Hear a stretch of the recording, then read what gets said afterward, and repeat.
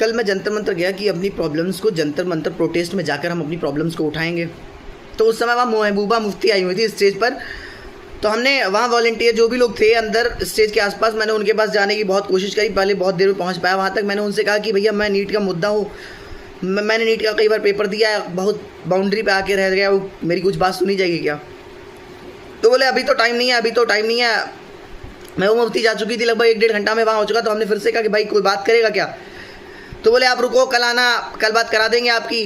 तो मैंने कहा भाई मेरे पास इतना ज़्यादा टाइम नहीं होता, हम डेली आ पाएँ, आप अगर बात करा दो तो अच्छी बात रहेगी। तो चले जाओ, कोई मतलब नहीं है, ये मुद्दा थोड़ी है कि तो स्टूडेंट से बात करेंगे, जो आए हुए हैं उनसे बातें करी जाएंगी।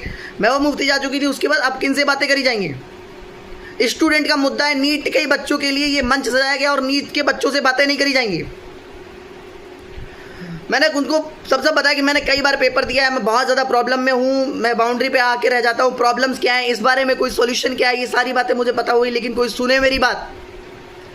तो आप लोग हर बार सिर्फ यही चिल्लाए धर्मेंद्र प्रधान इस्तीफा दो, ये छोटी प्रॉब्लम है, इस मुद्दे को सबसे बड़ा क्यों बनाए? आपके पास प्रॉब्लम्स बहुत सारी हैं, उन प्रॉब्लम्स को भी तो उठाओ कि ये प्रॉब्लम्स है, ये सॉल्यूशन है, इस बारे में बात करो। प्रॉब्लम के सॉल्यूशन के बारे में कोई बात नहीं कर रहा है। किस प्रॉब्लम को लेके स्टेज से ज़्यादा कि 20 बच्चों ने सुसाइड कर लिया है? कि किसी ने जानना चाहा कि 20 बच्चों ने सुसाइड क्यों किया?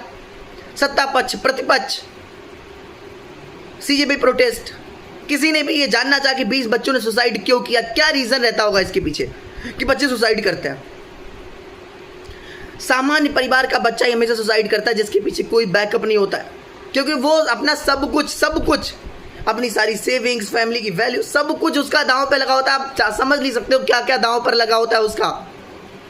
जो सामान्य परिवार का बच्चा आता है, सब कुछ उसका दांव पे लगा होता है। सारे पैसे लोन ले लेकर पढ़ाई करने जाते हैं बच्चे, और वो दिन रात पढ़ाई करता है। जैसे टॉप 10 में 8 बच्चे लगभग साइंस लेते हैं, फिजिक्स और मैथ, बायो और मैथ थोड़ी सी मुझे प्रॉब्लम है, क्योंकि कल रात भर मेरे वो वायरल वीडियो के चक्कर में डेथ थ्रेट्स आ रहे हैं, तो मुझे रात भर नींद नहीं आई, इसलिए मेरा बहुत चक्कर से आ रहा है, तो मेरे बोलने में थोड़ी सी प्रॉब्लम सी लग रही होगी। तो यार समझ लेना बात को। तो मैं कुछ बातें ऊपर नीचे कर जाऊँ तो समझ जाना बात को।